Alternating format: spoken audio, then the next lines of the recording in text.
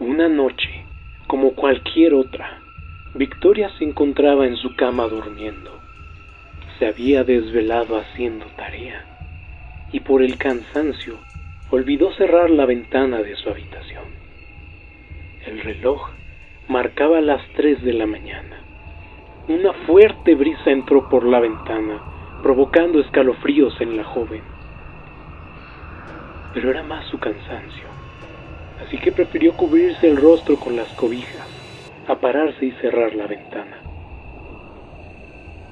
Su sueño se vio interrumpido por una extraña e incómoda sensación. Alguien la veía. No estaba sola. Se descubrió el rostro y giró su vista hacia la ventana. El viento soplaba susurrante. La calle no producía sonido alguno. Todo era silencio. La ventana era la única conexión entre el cuarto de Victoria y la oscuridad que cubría todo en el exterior.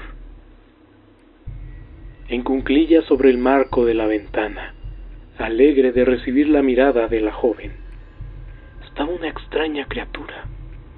Tenía el cabello largo negro que cubría los lados de su rostro. Era extremadamente delgado. Los huesos se marcaban en su piel. Tenía largos dedos que terminaban en afiladas garras. Sus enormes ojos negros la miraban intensamente. Su enorme boca dibujaba una gigantesca y grotesca sonrisa. Sus colmillos, formados como soldados, eran amarillos torcidos. La chica se sintió amenazada, pero a la vez intrigada. ¿Qué hacía eso en su ventana? ¿Por qué le sonreía?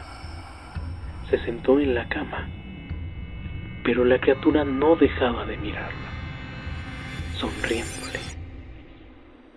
Un pánico la inundó cuando el extraño ser alargó el brazo para apoyarse en el marco. Bajó de la ventana para entrar a la habitación. Se acercó a ella para inmovilizarla, sujetándola de los brazos. La criatura la observaba fijamente. Sus ojos negros era todo lo que Victoria podía ver. Lentamente, la habitación quedó en penumbra, y la chica, asustada, dejó de sentir que la sujetaban. Saltó de la cama para encender la luz del cuarto. Miró rápidamente cada rincón, pero no había nadie ahí. Después de ese día, la joven no volvió a dormir, pues cada noche recibía la adorable visita de su nuevo amigo.